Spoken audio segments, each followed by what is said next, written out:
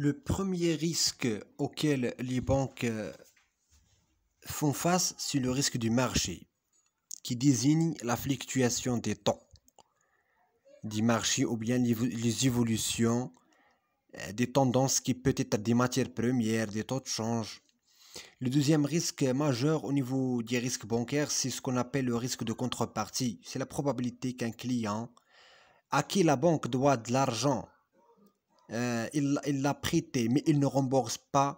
C'est ce qu'on appelle le défaut de paiement. Et au niveau du risque, donc c'est la somme empruntée qui compte et non pas le nombre de clients. Donc à ce niveau, on distingue entre le problème de probabilité et celui du volume pour ce type de risque.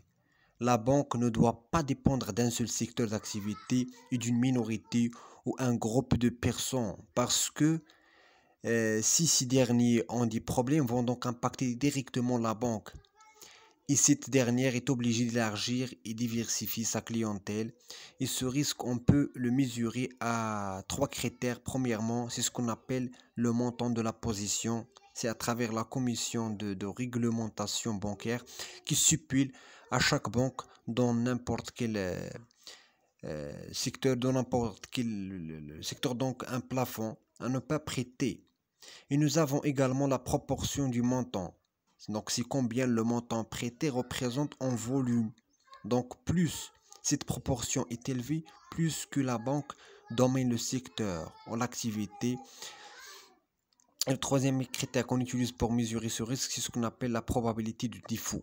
Ça veut dire un seuil qu'on appelle la probabilité du défaut. Ça veut dire donc un seuil qu'on ne doit pas dépasser. C'est le seuil maximal que la banque doit tolérer. C'est ce qu'on appelle l'AVAR. Le risque de défaillance accepté, ce que la banque assume à travers ses capitaux propres. Le troisième type, c'est le risque de compensation.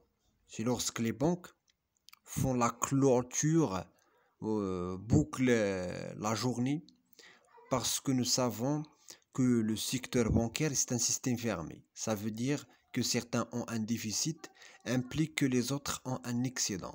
Donc ce risque apparaît lorsque la société générale n'arrive pas à rembourser les banques, par exemple. Et nous avons également le risque juridique. C'est le contrat signé lorsque la banque se trouve lorsqu'il est face à des contrats inadéquats et non conformes qui vont causer une perte d'argent aux banques. Le cinquième risque, c'est ce qu'on appelle le risque opérationnel. Ici, on parle de la fiabilité des systèmes de contrôle interne. Et nous avons le sixième risque, c'est celui de liquidité. Lorsque la banque se trouve de l'incapacité de faire face à des retraits qui dépassent ce qu'il dispose à sa trésorerie. Autrement dit, c'est le décalage entre ceux qui placent leurs fonds sur le court et moyen terme et ceux auxquels la banque accorde le crédit, qu'ils remboursent sur le long terme. Et donc la banque n'a pas assez de fonds pour faire face à ses engagements. Et ce risque, on peut le mesurer à travers le modèle ALM. Et pour ce risque de liquidité, donc il faut qu'il y ait une adéquation et compatibilité entre les fonds et les dépôts de la clientèle, donc les ressources avec les emplois que la banque va faire. Et ce risque, on peut le mesurer par le rapport entre les avoirs disponibles et les engagements à court terme. Autrement dit, la banque doit disposer de la liquidité immédiate à hauteur de 100% de ses engagements. Et dans ce cadre, la Banque centrale impose aux banques commerciales d'avoir un ratio de liquidité de 100%. Et en termes de marché interbancaire, un excédent par la somme qui doit rester leur trésorerie pour faire face aux découvertes et aux facilités de caisse accordées. Et au niveau international, nous avons des ratios qui s'imposent, ce qu'on appelle les ratios Bâle, qui sont apparus dans les années 90 avec le ratio Cook qu'on peut mesurer à travers les fonds propres sur les encours pondérés.